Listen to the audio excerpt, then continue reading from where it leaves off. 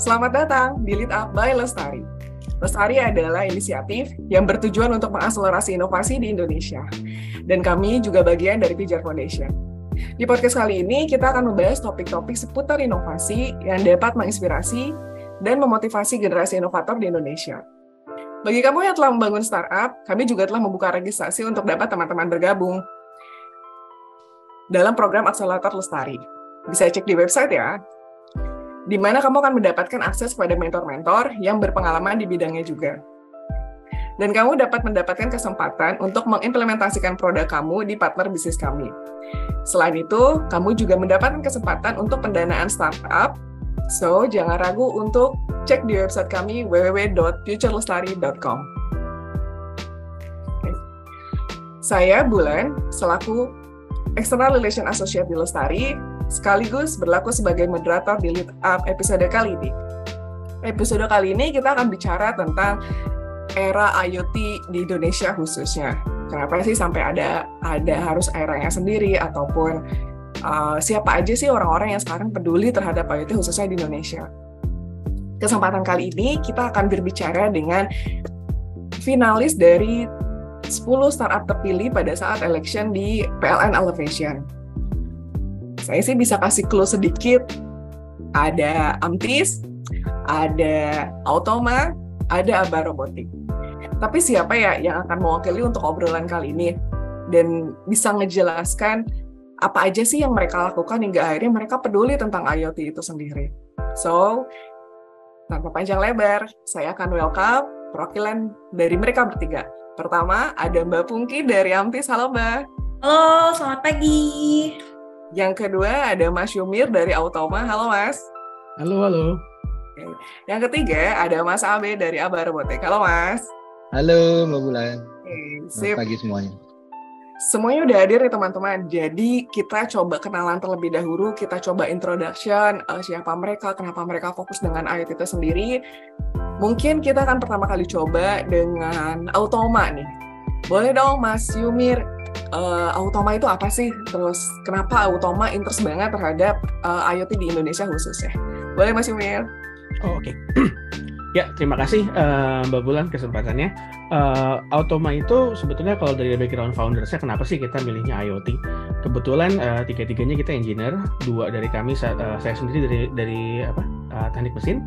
CEO kami Mas Alphonse dari teknik industri, dan Mas Wirawan kebetulan emang background informatika. Kita kebetulan seangkatan umurnya, dan pas kita mulai kerja di bidang mesin sama industri itu kita emang menemukan kalau susah banget untuk dapatnya data real time pada saat itu ya, karena kita kebetulan mulai kerja itu di era transisi tuh, dari yang masih agak ilmu-ilmu lama masuk ke jenjang teknologi gitu kan. Nah, di situ kita ngelihat ada gap-nya gitu, di mana untuk mengkolek data secara real time yang sebenarnya kita perlu buat analisa itu susah gitu. Dan kebetulan di sekitar 2013-an itu udah mulai kelihatan tuh IoT di luar negeri udah mulai berkembang, udah mulai beberapa masuk ke Indonesia. Terus kebetulan CTO kami akhirnya kerja di bidang itu. Waktu itu kita masih temenan, belum bisnis bareng gitu kan. Ya akhirnya ya udah, karena kita punya background yang ngelengkapin, oke, let's start deh. Kita mengawali awalnya kita bikin IoT software house sebelum jadi Automa gitu kan. Waktu itu kita jadi custom made untuk solution IoT, karena waktu itu jagoan yang nggak banyak, jadi quite easy untuk dapat bisnis itu di masa-masa itu gitu kan. Jadi yang dibikin tuh nggak ada yang canggih, cuman bayarannya lumayan waktu itu. Terus makin kesini gitu kita udah mulai sadar kalau competition-nya udah lebih ketat, tapi di saat yang sama sarana pendukung untuk menghasilkan produk lebih baik juga udah lebih tersedia gitu. Dan di situ kita ngerasa kita mesti punya branding dan mesti punya produk yang lebih jelas visinya kemana gitu. Jadi nggak lagi custom, semuanya tuh kita jahit custom dari nol gitu. Kebetulan karena Alfon sama saya background-nya ada di sustainability, ada di renewable, kita punya passion ke sana juga gitu. Kita pengen bergerak ke sana, cuman waktunya kan masih jauh waktu itu kan ya. Jadi kita ngelihat di bidang-bidang mana sih yang punya impact besar sebetulnya ke lingkungan. Di saat yang sama kita bisa ngasilin uang cukup banyak sehat gitu buat kita sendiri gitu. Akhirnya kita starting waktu itu masuk ke logistik dulu dengan misi nantinya kita akan masuk ke supply chain. Dari logistik kita bisa mundur ke pergudangan, mundur lagi ke proses produksi sampai ke nanti pengiriman barang up to endpoint di retailers. Jadi cerita awalnya sih di situ. Cita-cita kami dari dulu sebetulnya ketika ini semua udah udah informasinya ke capture, kan kita bisa nanti ngitung nih scope 1, scope 2, scope 3 dari carbon footprint. Jadi end game-nya sebenarnya ke arah sana gitu. Kita incernya, cuman kita berangkat dari segmen-segmen atau sektor-sektor yang kita bisa masuk lebih mudah dan kita monetize di awal. Sampai nanti waktunya siap untuk kita bikin impact lingkungan sih. Terus terangin Automa itu apa ya gitu ya. Jadi kalau sekarang Automa itu kita memanggil diri kami tuh kayak kita sustainable supply chain platform, di mana kita mengimplementasi IoT di level-level operation. Jadi kita taruh banyak sensor tuh, bisa taruh sensor di level produksi, terus ada di warehouse, di transportation logistiknya, dan di analytics itu. Sensornya sih perpaduan antara ada GPS, ada sensor bahan bakar, sensor lingkungan kayak temperatur, suhu udara dan macam-macam. Emang mesti kreatif kalau di IoT itu sensor tuh ada macam-macam, tinggal gimana kita mengambil datanya dari situ dan kita analisa kita jadiin apa gitu. Jadi ya kalau Automa kita emang visinya adalah membring visibility di setiap level of operation dengan data-data yang lengkap tadi kita kumpulin, kita analisa, lalu kita bisa ngitung scope karbonnya, carbon footprint-nya, dan yang lebih penting lagi adalah kita metahin operation dan meningkatkan efisiensi dari klien kami gitu. Jadi quality of service mereka meningkat, efisiensi dari operasional mereka juga meningkat. Kurang lebih kayak begitu sih. Sip, berikutnya siapa nih? Mau kenalkan diri? Boleh dong, misalnya mau kayaknya udah open mic nih Mbak Mungkin nih dari Amtis nih, boleh Mbak Amtis. Boleh Mbak Mungkin. Oke, kalau gitu dari Amtis dulu deh nih untuk next-nya. Sebelum lebih jauh lagi nih ngasih tahu Amtis itu apa, mungkin saya akan perkenalan diri dulu kali. Jadi saya nih Pungki dari Amtis, saya nih sebagai business development di Amtis gitu. Jadi kalau boleh cerita sedikit nih atau sharing sedikit, apa sih Amtis, kenapa Amtis bergerak di bidang apa gitu. Jadi kita itu sebenarnya dulunya awal bergeraknya itu dari sistem maintenance atau asset management gitu. Dulu kita bergerak di asset management khusus untuk alat-alat berat. Tapi dulu pertama kali klien kita itu bergerak di bidang oil and gas. Jadi kita mulai tuh asset management mulai dari pipa, gasnya dan lain sebagainya gitu. Makin lama kita berkembang ke industri pertambangan, konstruksi maupun plantation. Mungkin kalau orang-orang yang ngehnya adalah alat-alat berat seperti eskavator, kayak gitu, dump truck. Nah, itu tuh yang kita olah sistem maintenance-nya atau asset management-nya. Nah, dari sana kenapa sih kita akhirnya mau main ke pertambangan, konstruksi gitu? Karena kita ngelihat di sana peluangnya mereka masih menggunakan laporannya tuh secara manual. Jadi dari laporan yang manual, mereka pun jadi respon untuk kepentingan untuk boleh maintenance dan lain sebagainya jadi terlambat gitu. Kalau udah terlambat berarti kan maintenance-nya pun jadi terlambat ya. Jadi otomatis ketika maintenance terlambat itu akan membuat alat beratnya cost-nya semakin tinggi untuk melakukan maintenance gitu. Kayak kita di sana. Sampai akhirnya kita bergerak di bidang sana, kita ada asset management, asset maintenance, dan kita ngelihat beberapa peluang dari klien kita tuh membutuhkan real monitoring untuk alat-alat berat mereka. Kalau di dunia pertambangan konstruksi tuh mereka melihatnya dari jam kerjanya unit tuh butuh berapa lama sih mereka nih kerja, produktif nggak sih si alat ini, kayak gitu sih, semacam seperti itu. Fuel konsumnya berapa banyak gitu. Jadi akhirnya kalau kita itu sebenarnya berbasis software. kalau untuk device-nya kita memang bekerja sama dengan beberapa hardware-nya lah atau device-nya kayak gitu.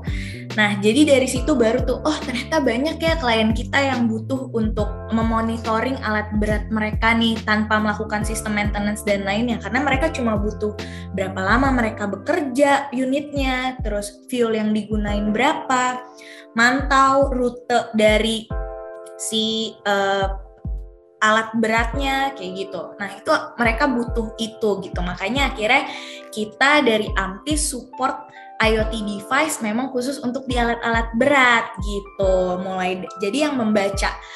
Kalau kita tuh lebih kalau tadi kan dari Automa untuk ke supply chain, produksi seperti itu ya Mas. Nah, kalau di Amtis nih kita main dari alat beratnya nih, si unitnya nih kebacanya computerized-nya gimana gitu. Seperti itu sih kurang lebih kalau misalnya dari Amtis. Untuk apa Amtis, kenapa akhirnya kita bergerak di bidang IoT, kurang lebihnya seperti itu. Oke, terima kasih. Mungkin boleh dilanjutin sama Aba Robotics. Ya, langsung saya Mbak Bulan. Makasih Mbak Pungki. Yes, di saya ke bagian yang terakhir, tinggal nyumpulin aja sih, karena sebenarnya kurang lebih agak sama ya, antara Mas Yumir dari Automa dengan Mbak Pungki dari Amtis. Mungkin perkenalan dulu, saya Abdul, saya co-founder dan CEO dari Aba Robotics. Mungkin sedikit cerita ke belakang sebelum Aba Robotics berdiri, saya sendiri ini bergerak di bidang robotik juga, tapi buat anak-anak gitu. Nah, jadi tadinya bikin robot buat diajarin ke anak-anak. Nah, berjalannya waktu bertemu dengan partner saya yang memang bergerak di konstruksi. Jadi sudah lama bergerak di bidang konstruksi.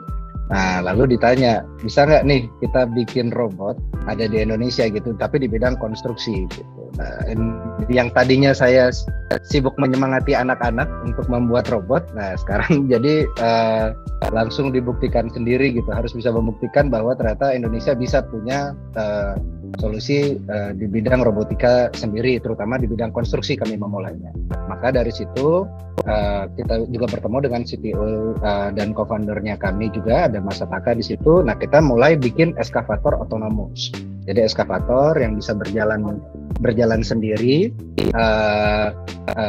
dan dia bisa dikendalikan dari jauh dan dia punya kemampuan untuk otonomus lah gitu. Dari situ mulai berkembang gitu. Jadi di Aba Robotics ini kami mulai mengumpulkan tim yang bergerak di bidang robot. Mungkin kalau tadi Amtis mungkin di software, Automa juga sudah ada dengan sensor. Nah, Aba Robotics memang kita memang menggabungkan kedua itu gitu, hardware dan software, karena begitu kita ngomong robotik gitu. Nah, jadi kami AI ada di dalam si solusi yang kami ciptakan gitu. Nah, jadi di Aba Robotics kami mulai kumpulin tim yang berarti di microcontroller, digital DNA, sensor, deep learning, computer vision, dan di software. Nah, kami di Aba Robotics tuh sama sih problemnya yang kami lihat seperti Mas Yumir dan Mbak Pungki lihat. Problemnya kan adalah kesulitan mendapatkan data real time gitu. Jadi kalau di ekskavator kita memang lebih banyak ke arah bagaimana problemnya, misalnya manusia itu skillnya nggak sama. Jadi jadi alat beratnya sama, tapi operatornya beda-beda. Satu jago, satu enggak. Sama kayak mungkin kalau kita bayangin mobil, supirnya beda-beda. Ada yang nyaman bawanya, ada yang mungkin endut-endutan gitu. Nah, itu berpengaruh di dunia konstruksi gitu, dipilah-pilih. Nah, dengan adanya sistem yang dimasukkan ke dalamnya, ada robot, maka skillnya jadi sama nih, antara satu pinter, yang lainnya pinter gitu, kalau di eskavator. Nah, lalu kita mulai melihat juga hal yang sama di yang tadi, masalah kesulitannya mendapatkan data real time, sehingga begitu data real time sulit didapat dan susah untuk divalidasi, maka keputusan yang diambil oleh manajemen itu bisa salah. Nah, kita mulai menemukan juga bahwa ternyata which is itu kan data collection. Nah, data collection itu ternyata yang paling berat. Jadi kayak dia bisa memakan 40% dari daily operation kita sehari-hari gitu. Mau kita di bisnis apa tuh data collection itu bisa makan sampai 40%. Nah, dari situlah jadi mau kita bikin software sebagus apapun, perusahaan di Indonesia yang kita sering temuin software-nya udah bagus, tapi yang input datanya, nah ini yang sayangnya belum bagus. Begitu mereka yang salah dan namanya manusia, dan kita juga menemukan jadi manusia itu susah untuk konsisten. Hari ini dia baik, hari ini dia jujur, besok belum tentu gitu, karena jujur kata kerja ternyata bukan kata sifat. Nah, itu yang membuat kami mulai menggabungkan beberapa teknologi seperti RFID, NFC, QR code juga gitu untuk digabungkan sehingga dibikin satu buah sistem validasi. Nah, kalau tadi Mas Yumir ada di logistik, Mbak Pungki kan tadi di Amtis ada di aset manajemen dan di pertambangan. Kami selain yang tadi alat berat juga mulai main ke warehouse. Jadi bagaimana warehouse itu data-datanya ke arah automation warehouse ke depannya memang. Jadi dimulai dari dulu gampangnya didapatkan datanya sehingga real time datanya, baru nanti setelahnya baru digabungkan dengan robot-robot yang nanti akan digabungkan di dalamnya. Jadi kurang lebih kalau dari Abah begitulah perkenalannya Mbak Bulan. Teman-teman bisa kita perhatiin ya, ternyata kalau kita belajar IoT ini kita kira cuman kayak mungkin hal sepelenya cuma tahu internetnya aja, tapi ternyata kalau bisa dipresent memang konten ataupun posisi dari artificial intelligence ini sangat pengaruh besar gitu, dan kita perlu sadari bahwa itu akan terus berkembang gitu. Mungkin dulu kita anggapnya itu hanya isu belaka, itu hanya akal-akalan kapitalis mungkin bisa dibilang, tapi ternyata sebenarnya bisa dibilang itu juga membantu kita dalam kehidupan sehari-hari, entah bisa kita ukur dari hal sederhana maupun hal yang lebih besar. Bahasa lainnya misalnya dari hilir ke hulu gitu. Jadi kita perlu aware nih terhadap hal-hal seperti ini karena kita nggak pernah tahu ke depannya akan gimana lagi. Dan misalnya tadi juga di-mention kita juga perlu merhatiin tentang berapa lama mereka kerja. Mungkin itu akan bisa nyadarin kita juga kalau kita punya alat, terus kita punya 5 tahun, terus kita kok udah 5 tahun kok cepat mati. Nah kan kita nggak pernah tahu 5 tahun ini, selama 5 tahun dipakainya apa aja nih, apakah memang kerja banget atau memang cuman kayak setahun sekali dipakai hingga akhirnya awet ataupun malah cepat rusak. Nah makanya gunanya kita paham terhadap what happened in IoT ini adalah kita harus tahu nih hal-hal seperti ini, akhirnya kita nggak langsung marah emosi pada saat misalnya suatu barang kita marah gitu. Jadi kita harus tahu terhadap hal seperti ini. Nah kayaknya akan menarik kalau misalnya kita langsung bahas nih, kita langsung diskusi terkait dengan IoT-nya itu sendiri. Sebenarnya seberapa sih implementasinya ataupun si IoT ini ataupun misalnya bisa gunakan bahasa automate ataupun digitalisasinya di Indonesia khususnya hingga akhirnya sosok Toma, sosok Amtis ataupun sosok Aba Robotik ini punya dampak untuk implementasi IoT ini. Jadi boleh dong di-share terhadap dampak implementasinya. Mau siapa duluan nih? Silakan, Mas Umir boleh tuh. Bolehnya gini. Ini kebetulan kita bertiga semuanya jadi sempat ada awal-awal di industri alat berat ya. Gitu. Kebetulan aku pakai klien-klien awalnya Amtis kayaknya pakai equipment dari grup tempat aku kerja pertama kali juga dulu gitu. Yang depannya C kayak ulet gitu. Jadi kita semua starting alat dari situ dulu, kita baru akhirnya ini nggak ada automation padahal barangnya udah canggih ya Mbak Pungki ya. Gitu. Oke. Tadi pertanyaannya ke gimana kita bisa implementasi IoT ke kehidupan kita yang sekarang ya. Sebenarnya ini multiple sektor banget nih Mbak Bulan. Ini Mas Abdul sama Mbak Pungki kalau mau langsung heads out nyelip sok aja ya. Silakan gitu. Yang kita bisa lihat kan impact yang paling sekarang kelihatan ke teman-teman yang secara mungkin sadar atau nggak sadar, hampir semua device yang nempel sama badan kita itu udah nyambung sama IoT gitu. Yang paling kelihatan yang fitur-fitur ada di smart home seperti itu, atau nggak yang paling sering nih kalian bawa smartwatch, ada sensor-sensor yang ngedeteksi heart rate dan macam-macamnya kan. Itu satu aspek yang bisa dibilang positif. Tapi kalau disalahgunakan, nah itu juga bahaya gitu kan. Jadi emang di saat yang sama positifnya bakal lebih banyak daripada negatifnya sebenarnya kalau misalnya dari implementasi IoT gitu. Terus kalau mungkin aku angkat tema yang agak umum aja deh untuk yang di awal, dengan kita punya visibility di semua level pekerjaan atau operation, mungkin bidangnya aku anggap bidang industri dulu kali ya, Mas Abdul yang aku bahas ya, gitu. Kita bisa punya fairness lebih bagus nih ke semua karyawan.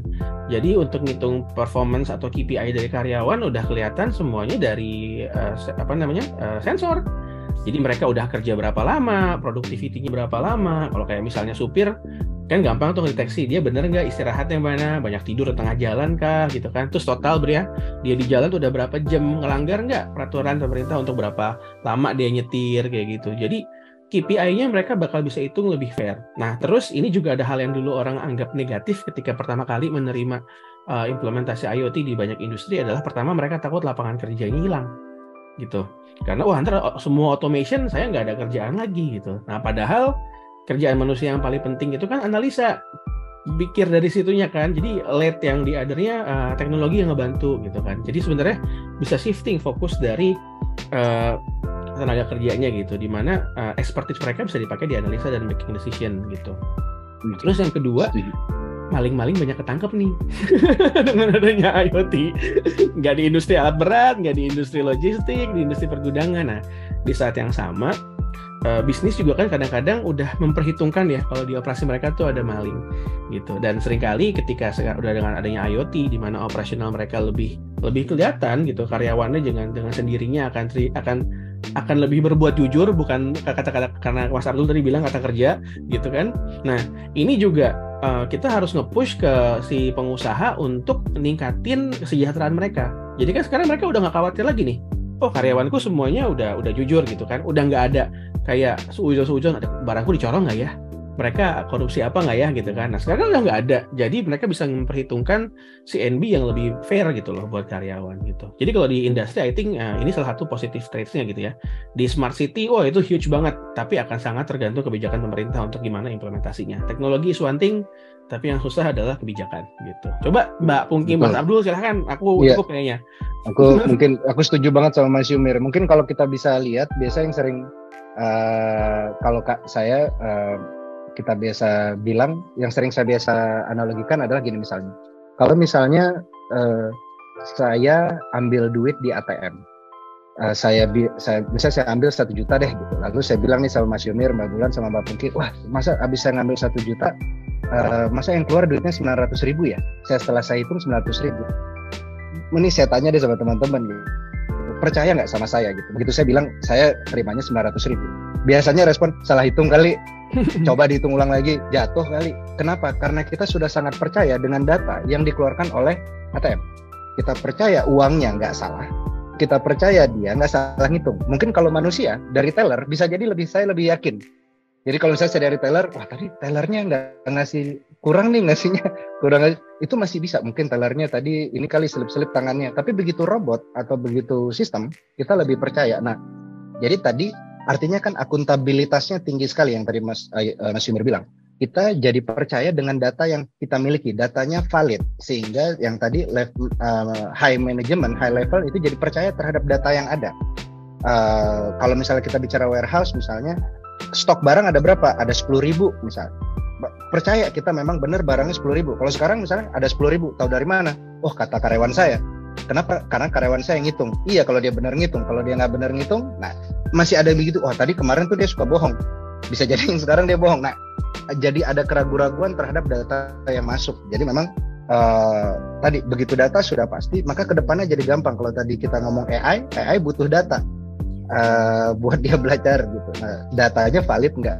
Karena kalau datanya salah, dia juga jadi ikutan salah. Dan seringkali kita, kalau di saya di Aba Robotics dan dulu gitu sering banget nih kita kalau ngomongin robot, Mbak, yang kita ngomong karena hardware dan software, seringkali bayangan dari orang-orang di Indonesia adalah robot itu ada tangan, ada mata, bisa terbang, ada senjatanya gitu. Begitu kita tanya, udah pernah ketemu sama robot belum? Biasa jawabannya belum. Nah itu berarti itu yang kita juga udah berarti ada yang salah nih. Bisa kita rice cooker robot bukan? bukan, rice cooker itu mesin biasanya atau misalnya AC robot bukan, eskalator robot bukan. Nah itu yang itu data-data itu yang yang kami juga di Aba Robotics sering mencoba educate juga kadang-kadang marketnya di yang sekarang ini di Indonesia gitu. Mungkin Mbak Pungki boleh nambahin, Mbak. Oke, kita lanjut nih. Jadi kalau dari tadi dari Mas Yumir, dari Mas Abdul nih, semuanya ujung-ujungnya adalah bahasa mudahnya adalah transparansi gitu kan, antara si pekerja dengan si pemilik ataupun yang pemilik usahanya gitu. Tapi memang benar sih, sekarang ini di Indonesia kalau bisa kita bilang beberapa waktu lalu Indonesia ini kan lagi 4.0 ya, industri 4.0 gitu kan, mendukung. Udah ya? Udah.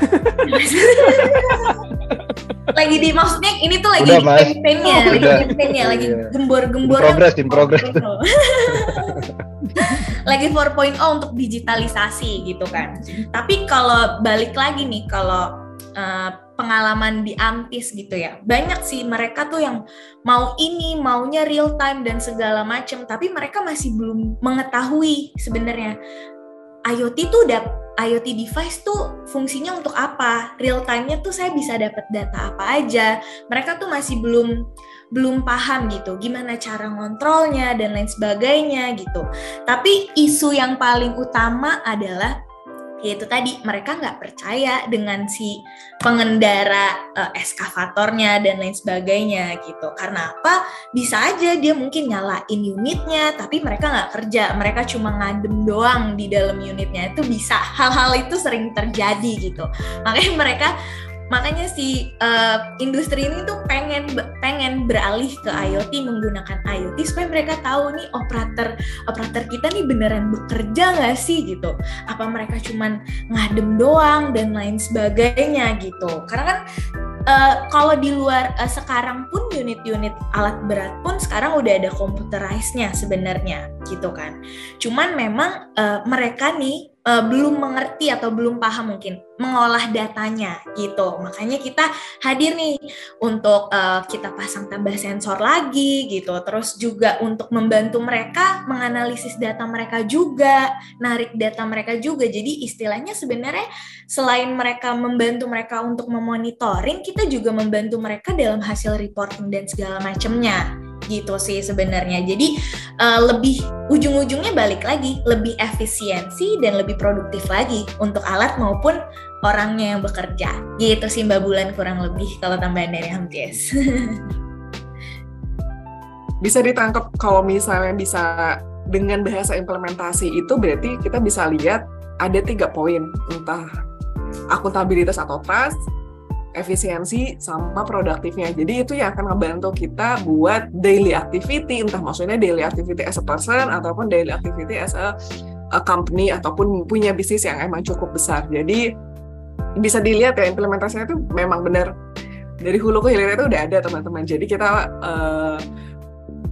tanpa kita sadari hal-hal yang akhirnya kita percaya ke sesuatu, akhirnya bisa kita kontrol ke sesuatu itu sebenarnya udah karena ada sistemnya IoT di sekarang. Mungkin kita nggak sadar aja, kita ngiranya oh iya itu kan company-nya udah siap, ada A, B, C, D-nya, tapi ternyata dibalik itu semua ada cara kerjanya IoT itu sendiri. Nah, ngelihat kayak tadi sebenarnya itu cukup bikin produktif, cukup tahu positioning-nya di mana.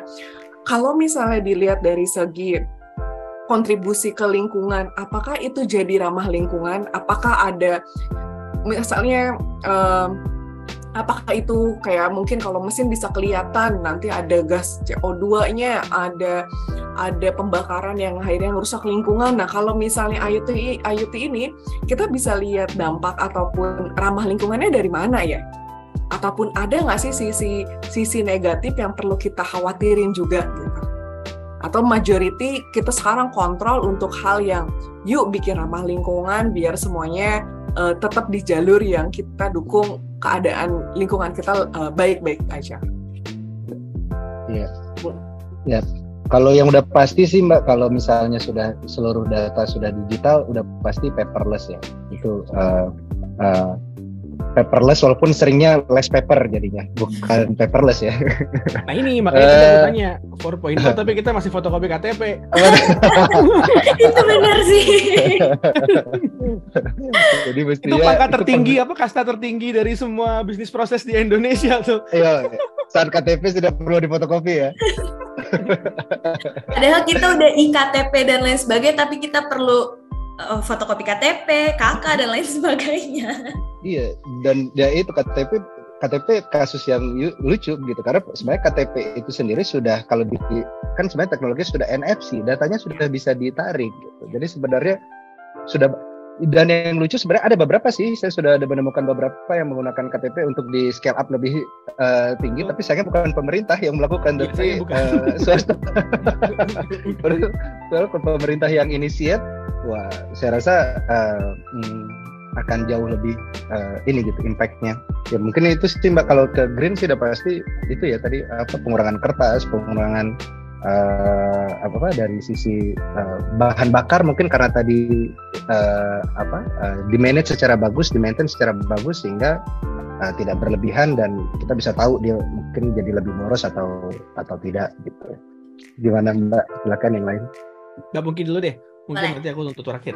Oke, mungkin kalau dari segi lingkungan benar tadi kata Mas Abdul gitu kan, kita yang nggak paperless banget lah, less paper lah gitu kan, nggak perlu setumpuk lagi gitu menggunakan kertas kan, gitu. Cuma kalau dari segi mungkin dari segi lingkungan, mungkin saya pengen nambahin ini kalau misalkan pakai IoT device gitu, ini dari segi human-nya gitu ya, Mbak. Kalau kita lihat dari segi human, kita nih orang jadi jarang untuk kontak langsung dengan aset gitu untuk memonitoring. Kayak misalkan mungkin kalau untuk di alat-alat berat dan segala macam itu kan bisa terjadinya kecelakaan terhadap si human-nya ya, terhadap pekerjanya gitu. Misalnya dia kayak kemarin nih ada berita gitu, dia ini lagi ngecek suatu mesin, dia harus nganalisa tentang mesinnya karena sesuatu hal gitu, jadi dia harus ngecek ke sana, terus karena mungkin dia belum digitalisasi dan lain sebagainya, dan dia itu tergiling dengan mesin tersebut gitu. Jadi kemungkinan dari IoT device mengurangi kontak antara si human-nya ini dengan asetnya tersebut gitu. Kalau misalnya contohnya dari tower listrik gitu ya, mereka sekarang kan kalau di tower listrik itu sudah ada yang namanya computerized-nya, mungkin kalau nggak salah ya namanya adalah SCADA semacam itu. Dia ada computerized-nya. Jadi kalau kita udah ngambil dari sana, mungkin mengurangi human ini hanya untuk menganalisis data di sana gitu. Mereka udah bisa narik langsung dari IoT gitu kan. Kalau misalnya udah pakai IoT ya mungkin mengurangi untuk dia kesetrum dan lain sebagainya. Mungkin kalau dari segi saya itu sih kemungkinannya kayak gitu sih Mas. Mungkin Mas Yumir? Oke. Mungkin saya mau angkat dulu ada challenge atau sisi negatif ketika kita mengimplementasi IoT ke lingkungan. Kita juga kan tentunya untuk menaruh implementasi sensor ada energi yang kita konsumsi. Ketika kita analisa data-data yang kita dapat dari IoT itu kita juga pakai banyak energi gitu. Nggak separah blockchain, tapi itu ada. Makanya ada 3 challenge yang harus di-adjust nih untuk di industri IoT untuk ngasih impact lingkungan gitu. Yang pertama, kita teknologi IoT ini itu harus bikin improvement di level cloud resource-nya untuk di-optimize. Jadi besarnya energi yang digunakan untuk memproses data itu akan semakin terus mengecil gitu kan ya. Ini satu concern yang harus dikerjakan. Cuman emang pasti dikerjain kok sama perusahaan-perusahaan yang emang dia ngelakuin cloud resource. Kedua, transisi energi di data center dan di tempat-tempat lain ini udah harus siap juga. Jadi green data center itu nggak boleh kelamaan nih masuknya gitu. Jadi kalau nggak ada juga implikasi IoT-nya itu secara lingkungan mereka sedikit menghambat ya kalau misalnya itu. Dan terakhir di proses produksi IoT ini kan kita ngelibatin banyak semikonduktor kan ya gitu. Nah jadi juga di proses produksi di semikonduktor ini juga mesti diperbaiki gitu. Cuman 3 ini sih I think jauh lebih kecil dibanding impact positif yang kita bisa bikin dengan penerapan IoT dengan baik ke lingkungan. Tapi tetap ini mesti jadi catatan kalau something yang perlu diperhatiin gitu. Nah, kalau dari sisi lingkungan, kebetulan kalau Automa kan emang jargonnya kita kan sama ESG banget gitu kan. Jadi pertama-tama IoT itu bisa ngebantu secara akurat mencatat dosa karbon masing-masing entity. Jadi nggak usah dulu kita mikir kita menghemat segini. Sekarang targetnya kita kayak sekarang mau ngurangin karbon di 2030. Emang kamu udah tahu berapa yang sekarang yang footprint yang kamu hasilin dengan akurat gitu kan? susah banget gitu dengan teknologi yang seperti kita yang mature aja akan challenge-nya banyak. Cuman itu start ya, kita mesti ke arah sana gitu. Jadi pertama tadi dengan kita tahu konsumsi karbonnya dan kita tahu real time data operation, sebenarnya kita nanti bisa point out savingnya di sebelah mana sih. Kalau kita ngitung carbon footprint cuman at the end of the year pakai sistem audit yang berdasarkan accounting doang kayak gitu, mana ketahuan. Kalau misalnya udah pakai IoT kan enak nih Mbak Pungki sama Mas Abdul, sistemnya mereka juga bisa nge-point out operationnya yang nggak efisien tuh di sini. Dengan mereka mengurangin lama waktu operasi, ningkatin efisiensi, dengan sendirinya faktor energi yang dipakai juga kan berkurang tuh. Faktor itu positif ke lingkungan. Nah, yang kedua yang benar-benar straightforward ya, kalau sensor lingkungan ya bisa ngitung kondisi lingkungan, bisa ngitung misalnya kayak di hutan karbon produksinya sudah apa sih, karbon kredit yang dihasilin kayak gitu. Jadi I think a lot gitu. Terus yang agak susah dihitung cuman kelihatan banget adalah kita kan pengen ningkatin kualitas dari produksi di industri dan semuanya nih ya. Kalau datanya ini nggak diambil pakai IoT, mobilitas manusia yang mencatat datanya tuh gila-gilaan kan. Pindah ke titik ini, ngambil data. Pindah titik ini, main data. Itu semua tuh energi yang dikonsumsi itu. Apalagi kalau pakai kendaraan, baik itu listrik ataupun yang fosil, juga itu something yang nggak bisa dihindari konsumsi energinya. Jadi saya rasa implementasi IoT itu langsung sih direct impact-nya ke lingkungan untuk ngurangin total energi yang dikonsumsi untuk manusia mengembangkan keberadabannya ya. Iya, dan mungkin kalau boleh tambahin itu, jadi kedepannya kan memang yang kita mau yang tadi itu kan adalah adanya ke society 5.0 ya sebenarnya. Jadi ke bagaimana masyarakat kita jadi smart society kan sebenarnya gitu. Nah, dengan IoT ini membantu itu semua. Kita udah punya smartwatch, kita punya handphone yang smart, kita punya ini. Nah, kalau datanya itu susah didapat atau datanya tidak valid, mungkin saya misalnya ini nih aplikasi yang buat kita kalau kita masuk ke mall sekarang nih, semenjak COVID kita harus scan untuk masuk gitu. Nah, itu kan itu sudah smart sebenarnya. Tapi pertanyaannya sekarang datanya benar nggak? Udah benar belum? Benar rasa aman nggak kita berada di dalam satu buah lingkungan, di dalam satu buah gedung, lalu kita percaya bahwa yang masuk dari sini semuanya valid, tidak positif. Nah, data itu sekarang oke, secara aplikasi sudah, tapi secara real siapa yang memvalidasi? Yang memvalidasi adalah misalnya kalau sekarang adalah bapak security gitu. Yang apakah iya semuanya dia tanyain. Nah, itu yang kayak kadang-kadang mungkin kalau nanti digabungkan dengan robot itu akan jauh lebih valid. Saat yang membuka pintu adalah robotnya, karena robot nggak ada intensi gitu. Ya kalau boleh masuk ya masuk, kalau enggak ya enggak gitu. Nah, itu mungkin nanti perkembangannya begitu itu terjadi, maka kita bisa benar-benar rely sama aplikasi atau barang-barang pintar yang kita pakai gitu. Kita percaya juga gitu bahwa oke, benar ini nggak salah gitu datanya. Mungkin itu sih sedikit tambahannya sehingga bisa jadi smart society itu tadi. Oke.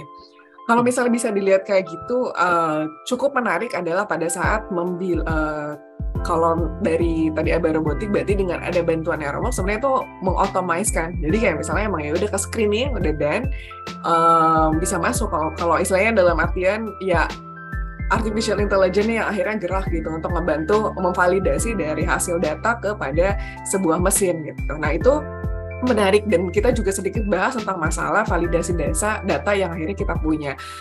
Mungkin agak sedikit bahas masalah keamanan. Apa kayak misalnya sekarang teman-teman semua udah pada dalam arti kayak udah punya produknya, udah punya, ini kita balik ke startupnya masing-masing, udah punya produknya, udah punya mesinnya ataupun sistemnya. Nah, udah punya klien juga pastinya. Nah, ini menjaga keamanannya hingga akhirnya tetap dalam implementasi dari tadi hulu ke hilir hingga akhirnya beneran bisa tetap, kalau di Automa tetap ESG banget di kita gitu. Terus kalau misalnya di Amtis kita masih nggak ada kecelakaan hingga akhirnya itu kevalid datanya dan sebagainya. Itu gimana ya untuk make sure data keamanan dari semuanya ini? Kayak gimana fungsi cloud-nya? Apakah itu jadi pertimbangan juga dari para startup untuk punya si keamanan cloud-nya? Ini isu paling sensitif nih. Ya, kalau misalnya aku mungkin agak ngambil sisinya, mungkin ketua jawabannya mungkin agak kaget kali kalau dengar.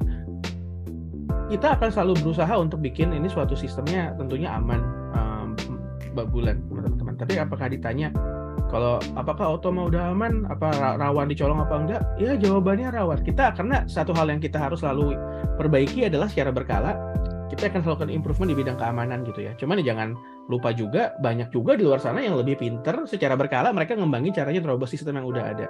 Jadi mungkin kalau misalnya itu kita mesti berangkat. Nah, di Indonesia saat ini mungkin regulasi yang berkaitan dengan keamanan data, khususnya berkaitan sama IoT, I think belum terlalu diregulate dengan details ya. Mas Abdul Bapuki juga kayaknya belum dapat update yang terlalu detail ya untuk security kita ya. Khusus belum. Ya kan. Jadi mungkin kalau terus kita bisa bilang kita mau ngamanin data kita seaman apapun gitu. Kalau server yang kita pakainya masih di Singapura terus diambil sama orang langsung direct ke servernya ke barangnya itu loss juga. Kita nggak bisa lihat kalau diambil langsung ke server ya gimana ya Mas Abdul. Kita nggak bisa tahu. Setuju itu ya benar. Jadi sama seperti Automa, kami pun juga memang ada bagian sendiri untuk cyber security atau untuk masalah server dan segalanya. Tapi begitu kita bicara dengan satu buah sistem itu terbagi 3 kan. Yang kita kenal ada software, ada hardware, ada brainware. Jadi saat kita ngomongin ketidakamanan data atau ketidakamanan dari satu itu bisa masuk dari 3 itu. Contoh, kita udah bikin sistem aman, kita bikin device bagus. Username, password kita kasih ke orangnya gitu ya. Lalu si orangnya yang ngasih ke orang lain. Langsung bocorlah data itu gitu. Dan saat bocor, loh kenapa bisa bocor dan segalanya yang disalahin pasti adalah sistem. Jarang manusia mau mengatakan bahwa saya misalnya kita bilang bocornya misalnya apa ya? Misalnya WhatsApp. Biasa nih kalau saya nih mungkin ini kaitannya dengan orang di kanan kiri saya biasanya gitu. Jadi kayak misalnya kenapa ya ini kok saya masih bisa ditipu lewat WhatsApp?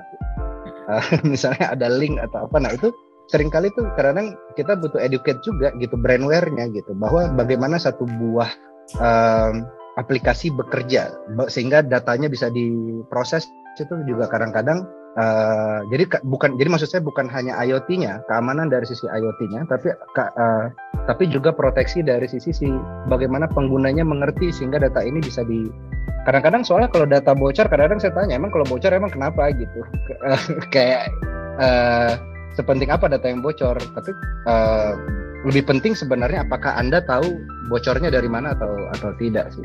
Mungkin kalau dari saya sih begitu gitu. Gimana? Benar nggak Mbak Pungki? Sebenarnya sih ya kalau mungkin dari segi sistem benar tadi kata Mas Yumir, kita pasti sebagai usaha yang bergerak di IoT ataupun sistem, kita pasti berusaha untuk security tentang cloud kita dan lain sebagainya gitu. Tapi pasti kan banyak hacker dan lain sebagainya tadi mungkin. Walaupun kita udah pada puncaknya, pada atasnya nih untuk security tentang cloud dan lain sebagainya, cuman kita nggak bisa menghindari akan hal itu. Cuma kita pasti akan terus berusaha untuk update terus tentang security kita dalam cloud-nya dan lain sebagainya. Benar juga tadi kata Mas Abdul, kalau misalnya kita di Antis biasanya akan kasih tahu ke klien kita, Pak, Bapak pakai cloud kita harusnya begini agar tidak terjadi kebocoran data dan lain sebagainya gitu. Jadi kita juga perlu sih bukan hanya sistemnya aja yang perlu dikhawatirin, tapi orang yang menggunakannya juga kita harus perlu ingatkan atau khawatirin juga gitu. Karena kan bisa aja tadi mungkin dia ngasih password dan username-nya ke orang, atau mungkin dia tiba-tiba nggak log out dari websitenya dan lain sebagainya, terus itu laptop hilang dan lain sebagainya gitu. Banyak human error juga sebenarnya kan kalau misalkan tentang kita ngomongin keamanan datanya gitu sih kalau dari aku. Ya setuju. Tapi yang pasti kalau secara undang-undang keamanan data sama keamanan itu emang tanggung jawabnya kita ya sebagai penyelenggara sistem elektronik kan, seperti itu. Tapi di Indonesia kita belum pernah ada ngelihat contoh enforcement yang baik ketika ada kebocoran data gitu, terus tanggung jawab dan tanggung gugat dari penyelenggara sistem elektronik yang terhadap data tersebut tuh apa nih gitu. Kita lihat banyak banget kan case data bocor gitu kan di big giants, di startup dan di government, terus so what? Jadi ya untuk teman-teman di Indonesia sih saya rasa sekarang masih waktu di mana kita harus tetap berhati-hati ya terhadap keamanan informasi. Selain pelaku usaha, publik juga harus gitu. Jadi never feel safe sih kalau aku pikir kalau untuk di bidang ini gitu. Nggak apa-apa kok agak-agak bahasanya apa sih kalau yang ngerasa ketakutan terus security. Tapi mungkin tapi ini ada satu hal lagi yang sebenarnya kontradiksi. Kamu nggak usah khawatir data kamu bocor lagi. Udah kok. iya. Udah kok. Jadi gitu. Nah, yang mungkin kalau khusus berkaitan sama IoT yang mesti agak lebih hati-hati adalah kebetulan kalau Automa itu nggak berhubungan sama aktuator. Jadi kita kalau misalnya kita dihack nggak bisa dipakai itu sistemnya buat ngegerakin kendaraan, buat mati nyalain kendaraan, buat ngebelokin. Nah, cuman kalau tim-tim yang kayak automationnya banyak, kayak robot, kayak tadi ada eskavator otomasi. Nah, itu beda ceritanya tuh Mas Abdul, mungkin challenge-nya bakal lebih berat di sana gitu. Iya. Makanya benar banget. Jadi makanya sebenarnya di secara device ada beberapa untuk perlindungan secara device gitu. Jadi makanya kenapa memang di sistem yang robotics begitu memang kalau bisa level manusia di dalam segi repetisinya itu jadi jangan terlalu banyak sehingga yang tadi kalaupun bocor minimal masih bisa di blok secara hardware. Tapi memang ya tadi masalah data gini. Kalau misalnya kita ke bank, seberapa sering kita baca seluruh isi di terms and condition yang ada di dalam form. Maksud saya adalah masalah behave kita juga gitu. Kita ngomong giliran sekarang kita bilang kita mau aman. Tapi waktu dikasih tahu ini lo cara amannya, kayak tadi Mbak Muki bilang gini lo caranya, gini. Aduh repot banget ya. Nggak bisa langsung masuk aja ya. Gitu, kurang lebih begitu. Sama seperti kita dalam membuka rekening di dalam bank. Memang masyarakat Indonesia saya lihat memang begitu. Makin justru begitu kita disodorin satu buah form dengan seluruh syarat ketentuannya dicetak dengan ukuran 12 atau 14 gitu panjang sehingga jadi ada mungkin 5-6 halaman, kita disuruh baca tuh kita di mana ya tanda tangannya di mana ya? Kadang-kadang kita mau gitu. Begitu kita terlalu lama ngantri aja, kita yang di belakang kita tuh udah lama banget sih di depan kayaknya nggak ngerti deh baru pertama kali deh di sini gitu. Nah, maksud saya hal itu dimulai dari awal. Kalau kita ngomong keamanan itu dimulai dari pertama kali.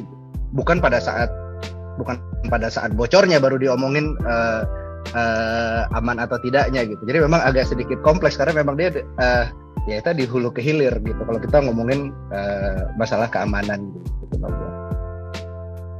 Oke, teman-teman bisa kita lihat kalau misalnya melihat public awareness itu untuk masalah kepercayaan kita, karena kan kita harus sadar pada saat kita sadar kita mau dong pakai. Bener banget. Sebenarnya semua company khususnya Automa, Aba Robotik, Amtis, mereka akan menjaga semaksimal mungkin bahwa datanya klien ataupun nasabahnya adalah ya akan di-set dengan baik. Tapi kita sebagai person yang emang pengen naruh kepercayaan itu kepada industrinya, ya kita juga harus sadar, oh ya udah kita harus ikutin term and condition ya, mereka ngasih aturan apa kita ikutin, karena mereka mencoba membuilding itu semua hingga akhirnya kita sebagai customer itu trust ke mereka, kita nyaman ke mereka. Akhirnya implementasi yang mereka buat, mereka building itu sampai ke customer-nya, dan kita sebagai customer kita harus aware terhadap hal-hal yang mungkin secara general udah ada informasinya, dan akhirnya implementasi di company-nya ataupun di industrinya ini apa ketentuan mereka hingga akhirnya itu semua bisa sejalan. Dan dari hal-hal kayak gitu kita akhirnya paham, oh ternyata di Automa cara IoT kerjanya gini, saya bisa ngambil bagian ini. Begitupun dengan di Amtis, saya bisa ngelakuin hal ini, saya butuh ini, di Amtis saya cocok ini, saya ikutin aturannya. Apalagi misalnya di Aba Robotik juga sama. Jadi komponen-komponen itu yang perlu kita sadari bahwa memang IoT ini tidak hanya based on software hardware aja, tapi peran kita sebagai customer juga penting gitu untuk akhirnya sadar ada term condition-nya, ada aturannya harus kita jalani hingga akhirnya semuanya bisa sejalan gitu. Nah, kalau misalnya melihat kayak gitu, berarti tanpa disadari gitu akan ada tantangan, entah tantangan apapun, entah dari segi apapun. Nah, kalau sejauh ini dari segi Automa, Aba Robotik, Amtis, ada nggak sih masih hal tantangan terberat yang akhirnya challenge-nya banget nih, ini masih continuing banget challenge-nya hingga akhirnya kita masih tetap terus gali, masih kita terus pahami di ranah IoT ini.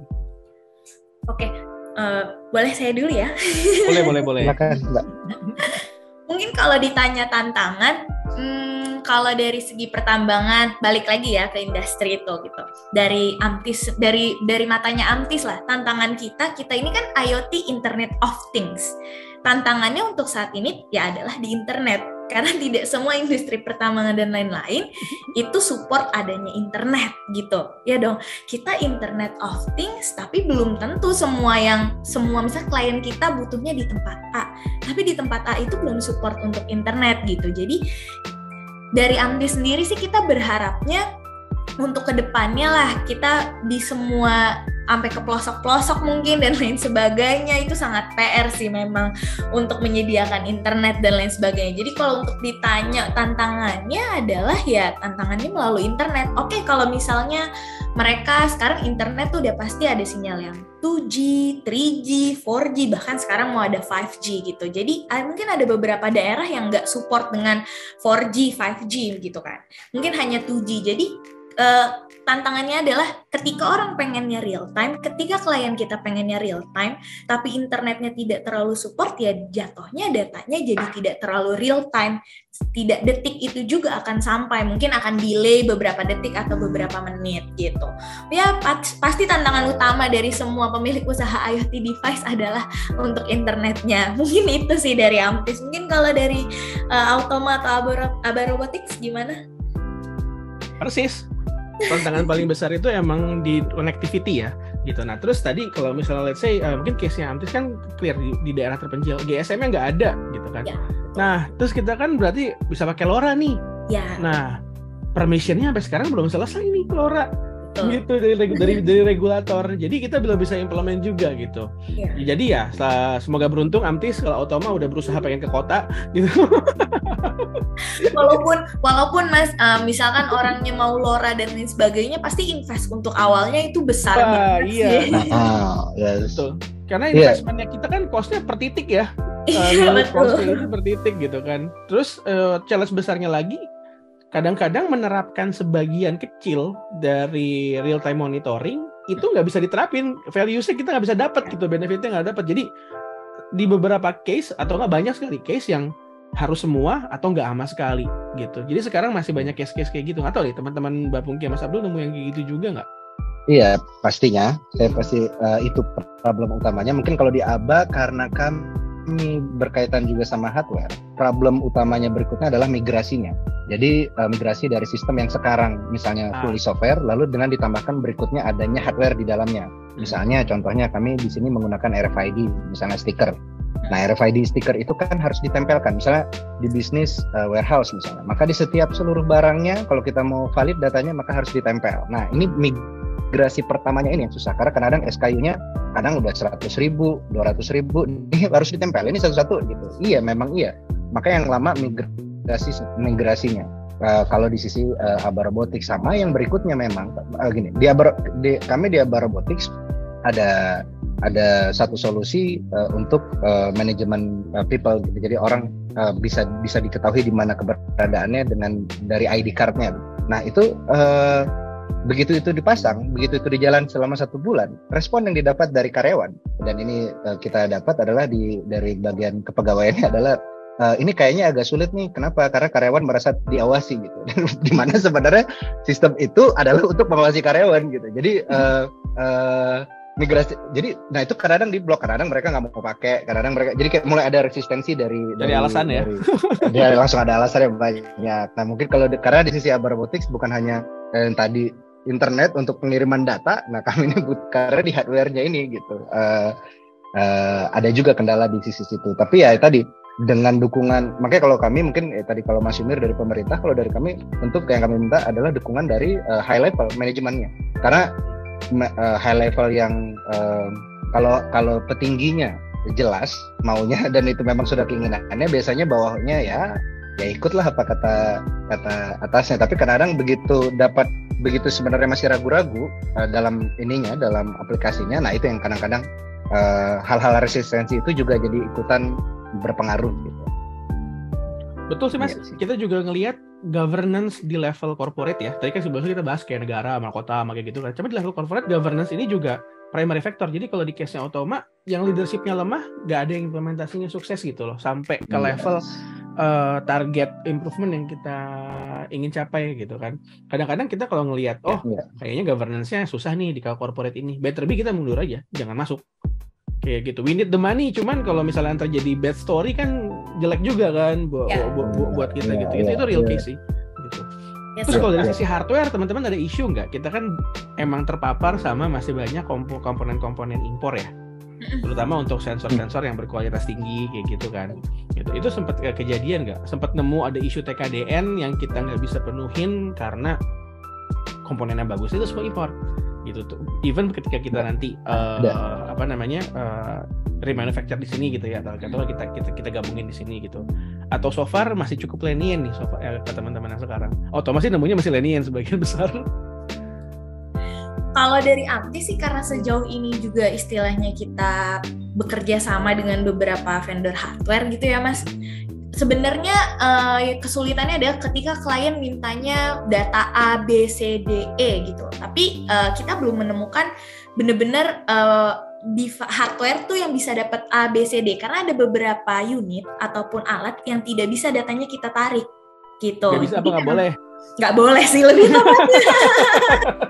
Karena aku yakin kalau muka-muka di sini nggak bisa tuh, apaan sih, mana ada nggak bisa. Tugas kita kan gitu. Pokoknya apapun tetap jadi bisa gitu. Jadi ya kalau untuk di awal pasti mungkin ada tambah. Mungkin kita udah pakai hardware untuk IoT-nya, tapi udah pasti kalau ketika dia nggak dapet, misalnya dia mau lihat view-nya atau apanya gitu, di kitanya nggak dapet, udah otomatis kita pakai tambahan sensor gitu, mau nggak mau gitu. Jadi ya mungkin isunya adalah hal-hal yang seperti itu sih kalau dari segi hardware. Iya sih benar. Kayak di Aba juga karena juga problemnya juga itu sih. Memang makanya kenapa kalau di Aba Robotics memang kami mencoba untuk bisa mungkin bikinnya di at least di Indonesia, nyarinya dulu lokal dulu gitu. Tapi memang untuk memang sangat sulit untuk kita kayak nggak ngambil dari luar. Dan memang kalau di Aba kita kemarin karena kita sering pakai RFID which is itu adalah chip gitu. Nah di mana saat ini ada chip shortage di pasaran gitu. Jadi memang harus sangat tergantung. Jadi kita juga harus kadang-kadang rebut-rebutan juga di dalam pengadaan dari hardware atau sensor gitu. Tapi pengen banget sebenarnya kalau ada di Indonesia pasti kita pokoknya tapi kalau di kita pasti duluannya pengennya Indonesia dulu gitu. Kita pun bekerja samanya pengennya Indonesia dulu gitu. Tapi ya kadang-kadang ya harus juga ngambil dari luar. Tapi kalau boleh nambahin sedikit sih, kalau tantangan selain internet nih, kalau dari segi Amtis itu adalah sebenarnya balik lagi ke tadi SDM-nya atau human-nya. Mereka udah dapat data yang full banget, udah keren banget lah gitu. Tapi mereka bisa mereka nggak ngerti data ini harus dilakukan seperti apa, nanti keputusannya harus gimana. Jadi data yang mereka dapetin nggak bisa diimplementasikan juga secara maksimal gitu. Seperti itu sih mungkin karena di bidangnya Amtis adalah bergerak pertambangan, itu kan istilahnya industri-industri yang cukup tua ya bisa kita bilang. Jadi kemungkinan banyak yang bekerjanya di sana adalah orang-orang lama gitu. Jadi challenge-nya adalah di situ juga gimana caranya walaupun kita udah dapet data, tapi data itu juga diolah dengan baik gitu. Jadi maksimal juga mereka menggunakannya gitu sih. Iya. Di Aba juga itu sih Mbak, yang kita kerasa banget. Jadi kayak data udah ada, tapi sekarang jadi kayak data udah ada tuh cuman lebih keamanan bahwa data udah ada gitu. Iya. Terus datanya diapain? Ya nggak apa-apa, datanya udah ada gitu. Yang penting saya dapat datanya udah ada aja. Iya. Makanya kita kayak makanya kenapa tadi kita tambahin ada AI di dalam, sehingga AI akan membantu manusia at least menganalisa lalu decision support systemnya jadi ada gitu. Karena ya mungkin tadi problem mungkin akan sama dengan Amtis, karena begitu data ada tapi tidak bisa diolah tuh akan jadi misalnya kayak barangnya sama, kesalahannya sama, padahal udah diperbaiki di tempat A gitu dengan problem yang sama. Tempat B ada problem yang sama, tapi karena dia tidak tahu ada pernah diperbaiki di tempat A, dia ngelakuin lagi analisa ulang lagi gitu. Jadi kayak kalau bahasa kita tuh unformalized maintenance-nya atau perbaikannya tuh nggak ada formulanya. Apa istilahnya hadapin aja di lapangan gitu. Oh kalau semuanya troubleshooting aja gitu kan ya. Iya troubleshoot aja pokoknya dan yang penting beres gitu. Selesai aja. Nah itu yang jadi problem. Mungkin kalau kita tadi naik begitu itu jadi problem, maka akan adanya downtime yang nggak kerencana. itu problem bisnis kan tentu gitu. Shutdown time atau bisnis proses itu stop tanpa direncanakan. Nah itu yang jadi mulai kacau, mulai kemana-mana. Dia mulai ada unplanned maintenance, unplanned expense, budgetnya mulai tidak mulai tidak terencana budgetnya, mulai menggunakan dana-dana, mulai impact ke mana-mana sih. Dan berikutnya lagi tadi balik lagi, begitu kadang datanya ada, tapi begitu mau dilakukan audit, entah kemana data itu ada saat ini gitu. Entah begitu mau diaudit, datanya dibuat lagi gitu. Nah itu dan bagian audit juga penting datanya ada. Oke. Ya itu Indonesia banget. Tapi berkaitan sama data, emang ini sebenarnya isu culture ya, karena emang bangsa kita cukup loncat nih dari tadinya kita nggak punya kebudayaan akan data collecting gitu. Jadi jangankan data analisis gitu, kita tuh nggak punya budaya data collection gitu kan. Terus tiba-tiba kita punya datanya, kita punya ekosistem SDM itu nggak biasa dan nggak terlatih untuk memproses atau menganalisa gitu. Sampai kan kalau kita lihat mungkin sekarang banyak banget kan kayak istilahnya training data scientist atau nggak big data itu ke setiap struktural dari karyawan gitu loh, even di masing-masing departemen, di masing bidang gitu. Jadi emang gap itunya tuh I think masih waktu sih Mas Abdul sama Mbak Pungki yang ngejawab nanti ketika semua pekerjaan itu memang udah kebiasa untuk analisa baru bisa ke sana. Dan di level kita pendidikan tinggi kita pun juga belum nge-enforce ke arah sana kan, karena sulit untuk dapat data kayak dari real case tadi. Real case di perusahaan, di level operation, apalagi yang berkaitan sama mesin, analisanya kayak gimana sih, kayak gitu kan. Karena kita tahu juga informasi itu seringkali rahasia. Perguruan tinggi pasti kan nggak punya akses kan, jadi mereka juga mesti kreatif untuk nyari case-case di mana untuk big data analytics. Tapi startingnya from culture sih, and our culture not there yet sih kalau menurutku ya. Aku nggak tahu kalau menurut teman-teman yang lain. Mungkin di beberapa industri yang muda. Bener sih, mungkin karena saya kan praktisinya juga dosen ya sebenarnya. Nah jadi itu benar banget yang kata Mas Yunur. Nggak ada seperti tidak ada jembatan antara dunia akademis dengan real industri di lapangan gitu. Makanya kenapa kami juga di Abar Robotics kami bekerja sama, salah satu misalnya dengan UGM gitu, kita kerja sama dan kita mulai tukar. Dan yang tadi memang ada NDA-nya, tapi kita sebenarnya saling ngebuka data gitu. Ya, jadi ngebuka data harapannya sehingga kampus jadi tahu sebenarnya apa problem di lapangan. Dari sisi kami juga karena banyak, jadi di kampus itu seringkali kita lihat tuh banyak yang pintar, banyak solusinya, tapi udah sampai situ aja, sampai kayak ini loh solusi, gitu, atau ini loh produknya, tapi kadang bisnisnya nggak pakai gitu, nggak ngambil gitu, karena either terlalu tinggi atau misalnya pertanyaan yang sering ada. Saya rasa tuh tadi loncatannya kita terlalu tinggi Mas di sisi kita tuh, jadi misalnya masyarakat atau society masih ada di sini. Nah tapi teknologi itu udah naiknya, jadi sehingga susah ngejarnya gitu. Nanti baru masyarakatnya naik, ininya terlalu tinggi gitu. Nah akademisi itu kadang-kadang naruhnya lebih tinggi lagi gitu. Nah itu yang kayak kadang-kadang jadi akhirnya wah sulit, atau misalnya jadi tadi waktu yang bisa menjawabnya. Karena menurut saya karena nggak dipecah-pecah sehingga kayak lebih enak gitu.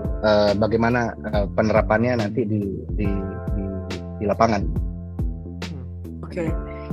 Wah, kalau misalnya bisa disimpulkan, tantangan itu ternyata masih banyak teman-teman. Jadi, tapi dalam artian banyak adalah bisa dikategorikan. Yang pertama itu dari hardware. Hardware itu bisa lingkup dalam memang hardware as a tools-nya ataupun dari segi internetnya. Karena kita udah ngebahas tentang si IoT ataupun Internet of Things-nya sendiri gitu. Yang kedua adalah masalah human. Human ini bisa dari customer ataupun dari kebijakan. Jadi kayak ya sisi korporasi, sisi pemerintah, yang dimana itu customer ataupun sosok customer yang kita dapat dari government ataupun korporasi, dan di sisi lain kita juga harus sesuai dengan policy ataupun kebijakan yang ada di negara kita ataupun khususnya di Indonesia gitu. Jadi gimana cara ngelola ataupun adanya si internet ini hingga akhirnya si kebijakan ini juga yang akan bantu kita untuk ngatur bisnisnya, kita ngatur keamanannya. Jadi memang semua lingkup ini masih dicoba untuk nge-build ataupun membangun sistem yang memang akhirnya jalannya serelevan sesuai dengan kebutuhannya masing-masing. Nah ini semua nggak bisa lepas yang jalan hanya Automa, Amtis maupun Aba Robotik aja, tapi teman-teman di sini yang dengar juga adalah bagian part of the Internet of Things-nya. Teman-teman yang punya investor, kalian yang bisa ngasih dana hingga ngembangin bisnisnya bareng Automa, Amtis dan Aba Robotik. Teman-teman yang sebagai generasi yang memang bisanya hanya memposisikan customer dari segi pemerintah maupun korporasi, teman-teman perlu hal-hal ataupun tools yang berhubungan dengan IoT, teman-teman bisa ajak Automa, Amtis dan Aba Robotik juga gitu. Jadi kita harus ada hubungan timbal balik untuk akhirnya bukan hanya dari segi Amtis, Aba Robotik, Automa, mereka belum bisa jalan kalau tanpa kita sebagai customer ataupun investor. Jadi buat teman-teman yang tertarik, boleh silahkan untuk hubungi Automa, Amtis, dan Aba Robotik. Nanti di akhir acara akan kita tahu bisa carinya di mana gitu. Nah, diskusi ini ternyata udah cukup panjang. Nggak nyangka kurang lebih dalam waktu sekian kita bisa ngobrol sedetail ini. Semoga teman-teman di sini juga bisa dapat insight banyak, karena saya pribadi banyak hal baru yang bisa akhirnya saya dapat dari 3 pembicara kita hari ini, dengan latar yang dengan berlatar yang berbeda, dengan fokus bisnis yang juga cukup menarik. Jadi saya harap juga teman-teman di sini yang dengar juga dapat dampak yang sama gitu. Nah, untuk penutup closingan hari ini, saya ingin coba mengajak 3 narasumber ini untuk kayak kasih sedikit pandangan terhadap harapan IoT hingga akhirnya gimana sih harapannya hingga akhirnya kayak ini bisa didistribusikan ataupun dibangun di Indonesia sesuai dengan strateginya Automa, Amtis, dan Aba Robotik. Boleh dong buat closingannya. Saya terakhir lagi deh. Habis diajarinnya nggak boleh ngarep. Siapa duluan nih? Boleh Mas Abdi duluan. Oh, saya duluan. Oke, boleh. Oke, boleh. Harapannya ya Mbak Bulan ya. Ya harapannya tentu kalau di sisi kami, dari sisi Aba Robotik, satu karena kami selalu tadi Mbak Bulan sebenarnya ada sempat singgung bagaimana teman-teman itu bisa membantu kami untuk kayak diberikan ekosistem percaya dulu dengan produk Indonesia. Kadang-kadang itu juga jadi isu sendiri gitu. Begitu tahu ini di mana, di Indonesia ya, wah nanti ini nih rusak kali nanti atau nggak bisa gitu, kalau bisa dari luar. Nah mungkin teman-teman bisa bantu kami selain karena gini ya, di Aba Robotik kami tuh percaya bahwa proses ada namanya proses, dan proses itu kan pasti nggak bisa langsung selalu bagus begitu. Nah bisa jadi ditemukan adanya kesalahan, tapi dengan ekosistem, dengan support yang bagus, itu akan memberikan feedback yang baik bagi kami. Nah, jadi feedback yang baik itu akan kami olah untuk memberikan lagi hasil yang lebih baik dan ke depannya. Dan kami di Aba Robotik sangat percaya bahwa Indonesia bisa kok bergerak ke arah sana. Memang kita asal bareng-bareng jalannya. Kami dari sisi pelakunya mencoba mencarikan solusinya, device-nya, sistemnya, dan dari sisi pengguna juga mau menggunakan dulu, mencoba dulu, lalu memberikan kami feedbacknya. Karena apa yang terjadi di luar sana bisa jadi nggak cocok sama Indonesia. Indonesia harus nemuin sendiri society-nya sendiri, smart society-nya sendiri.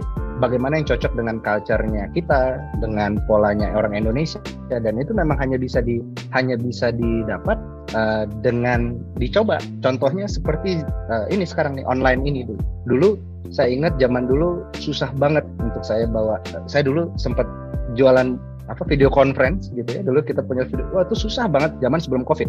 Tapi begitu sudah COVID, lalu ada percepatan di situ, kita udah mulai coba. Nah, Zoom ini kan sebenarnya juga dengan caranya kita sendiri gitu. Zoom dengan orang Indonesia berbeda dengan Zoom. Misalnya kalau kita lagi meeting sama, jadi artinya sebenarnya sama teknologinya. Tapi Indonesia akan punya caranya sendiri begitu sudah digunakan, dan kita pelaku juga jadi bisa mengerti pasar maunya bagaimana. Mungkin itu sih kalau dari sisi Aba Robotics. Mungkin kalau dari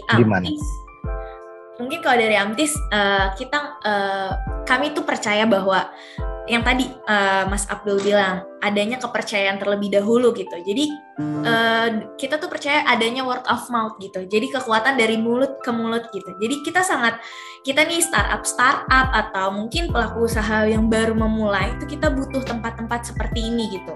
Selain kita bisa memberikan istilahnya produk yang kita punya, istilahnya jadi mereka lebih tahu tentang apa yang kita punya, terus mereka jadi tahu, oh klien kita ada ini dari Automa, ada kliennya apa aja gitu. Jadi mereka lebih percaya juga gitu kan dengan adanya platform-platform yang seperti ini gitu. Kalau untuk kedepannya sih harapan Amtis gitu ya untuk dunia IoT gitu, ya adalah utama yang tadi Mas Abdul juga bilang, coba aja dulu untuk gimana sih caranya digitalisasi, apa sih rasanya, coba dulu, rasain dulu dampaknya, impact-nya, baru kan bisa ngomong ke orang-orang lain atau ke rekan-rekan kerja lain yang berdampak juga nantinya untuk si pelaku usaha. Gitu sih mungkin kalau dari kita. Oke, kalau misalnya udah mewakili beberapa harapan dari Mas Abdul dan Mbak Pungki gitu ya, mungkin tambahanku lebih ke publik gitu. Jadi IoT ini sebenarnya kan sederhana sekali, kita menghubungkan things atau objek ke internet gitu kan. Nah, tapi itu tuh cuman kalau itu aja nggak ada value-nya. Dan yang bisa membatasi impact dari IoT ini sebenarnya kan kayak nggak ada batasnya nih. Ini akan sangat-sangat tergantung dari kreativitas kita. Kita pengen ngehubungin apa sih? Terus kita pengen ngambil apa? Jadi emang industri ini tuh sebetulnya sangat-sangat menyenangkan ya, karena kreativitinya tuh almost have no limit gitu. Jadi kalau menurutku harapanku sih di Indonesia kita bisa ciptain ekosistem di mana hal-hal seperti ini tuh udah dididik dari usia dini gitu loh. Jadi IoT itu bukan suatu hal yang kayak sekarang baru canggih, no, itu something yang mandatory gitu, sesuatu yang nanti di mana-mana juga di Indonesia semuanya based on ini gitu, based on IoT. Sama yang kedua adalah harapannya adalah sekali lagi harus lebih peka terhadap sovereignty nih. Jadi kita punya ketahanan data, terus kita mesti agak lebih peka, jangan terlalu gampang memberikan apapun ke pihak asing gitu loh. Jadi ya tadi nyoba barang Indonesia kok ragu-ragu, sementara kalian install TikTok di HP. Coba dibaca termsnya, apa aja data yang mereka ambil. Dari aplikasi lain juga kalian kasih semua kok. Jadi I think kalau buat trial hal kayak gini, damage-nya kecil banget ya nggak Mas Abdul? Kalau termsnya diambil gitu. Jadi I think setuju banget sih. Kalau harapanku dicoba main-main dah, coba baca, terus coba bikin, karena nggak sesusah itu kok, dan komunitas-komunitas IoT di Indonesia juga udah mulai banyak ya. Jadi ini something yang seru untuk dijadiin mainan teman-teman sih gitu. Jadi aku sih pengennya ini bukan suatu hal lagi yang niche gitu, cuma ini jadi child's play in the future. Harapannya sih kalau buat IoT kayak gitu sih. Ya. Dan mungkin satu terima kasih sama buat Lestari yang memang udah mau mengkonekkan kami dengan pihak yang lebih besar lagi, sehingga impact-nya diharapkan kan gini ya, kalau pemerintah udah pakai atau sesuatu yang sudah besar di Indonesia sudah pakai, sehingga yang tadi word of mouth, atau karena kita tipikal orang yang gimana ya, sana udah pakai belum, ini udah pakai belum gitu. Nah ini kalau yang sana udah pakai itu besar, pihak yang lebih besar, sehingga diharapkan impact-nya akan jauh lebih besar lagi. Jadi terima kasih buat Lestari juga gitu. Siap. Aduh, saya bingung untuk mulai titik di mana kita memberi harapan, karena kayak harapannya juga bagian dari saya gitu, kayak menyimpulkan harapan dari teman-teman disampaikan itu juga harapan saya gitu, untuk mungkin bagian dari teman-teman juga yang mendengarkan, kayak memang IoT ini sebisa mungkin bukan menjadi hal yang mungkin kayak hal yang dalam tanda kutip monster yang kita takuti nanti kita gimana, tapi sebenarnya itu adalah bagian part of kita, karena kita udah mulai sadar terhadap internet, sadar terhadap digitalization, dan itu kan jadi bagian dari kita. Jadi bahas tanda kutipnya juga kan jadikan teman, dan dalam teman kita ambil baiknya dan kita jaga ataupun kasih jembatan ataupun tembok untuk beberapa hal yang negatifnya. Dan untuk tahu positif negatifnya kita harus terus belajar, kita harus tahu terus terhadap pengetahuan ataupun wawasan-wawasan baru ataupun penemuan baru yang ada di IoT sendiri, karena dengan kita akhirnya sadar dan akhirnya kita paham, kita bisa menjembatani atau membatasi mana positif dan negatif yang bisa kita ambil gitu. Nah, Jangan lupa juga teman-teman, pihak-pihak di sini narasumber kita tuh adalah orang-orang yang sudah tercemplung, mungkin ya bahasanya, sudah terjun langsung untuk memahami IT sendiri dari mulai paham atas tools-nya, hardware-nya, human-nya, ataupun bahkan tentang keamanan, kebijakannya. Jadi kita ngajak teman-teman untuk coba trust ke mereka, hingga akhirnya nanti teman-teman akan tahu bahwa saya mau bergabung ataupun menjadi bagian ataupun pengen naruh trust-nya kepada Automa, Aba Robotik maupun ke Amtis. Nah, wah ternyata udah cukup panjang juga ya obrolan kita di podcast kali ini. Rasanya masih pengen bicara dan masih banyak kayak pertanyaan sebenarnya pengen saya tanya dan butuh part-part selanjutnya ini, Mbak. Betul sekali. Aduh, kayaknya kita harus buat part selanjutnya nih teman-teman. Jadi kita tunggu kelanjutannya seperti apa, tapi setidaknya awalan ini menjadi informasi penting buat teman-teman. Mungkin sebelum saya tutup, saya ingin remind teman-teman, untuk teman-teman yang ingin tahu lebih lanjut mengenai Automa, Amtis, dan Aba Robotik. Untuk Amtis, teman-teman bisa pergi ke Instagramnya Amtis, AMTISS. Untuk Aba Robotik, ABAROBOTICS. Dan untuk Automa _supply_chain. Untuk detailnya nanti akan saya taruh di description box. Teman-teman bisa langsung go through aja ke sosial media khususnya Instagram. Nanti di situ juga ada informasi, ada update mereka lagi apa, dan apalagi misalnya kalian pengen lebih tahu tentang bisnis yang mereka jalanin dan kalian bisa join di bisnis bagian mananya. Nah, tanpa panjang lebar, terima kasih kepada narasumber yang udah hadir pada podcast kali ini. Obrolannya cukup menyenangkan, banyak insight yang didapat. Semoga lain kesempatan kita bisa bahas ataupun ada kelanjutan dari pembahasan IoT ini. Mungkin nanti dari narasumber ada ilmu baru nih, ya kayak ternyata udah ada isu sekarang nih. Kita nggak pernah tahu ya teman-teman, tapi kita selalu berdoa semoga yang terbaik khususnya buat kita semua. Khususnya buat Indonesia, karena tanpa Aba Robotik, Amtis, dan Automa, mereka juga yang menjadi bagian untuk pengembangan IoT di Indonesia. Untuk segala informasi, sekali lagi terima kasih banyak. Tepuk tangan semuanya. Sama-sama, makasih Mbak Bulan. Terima kasih Mbak Bulan. Sebelum kita tutup, saya ingin ingatkan teman-teman untuk segala informasi podcast ataupun webinar ataupun pembukaan startup baru, batch selanjutnya, dan informasi lainnya kalian bisa go through Instagram, kalian bisa masuk ke future.lestari, untuk website bisa ke www.futurelestari.com. Sekali lagi, terima kasih banyak. Informasi tambahan akan ada di description box. Sampai ketemu di podcast selanjutnya. Sampai jumpa.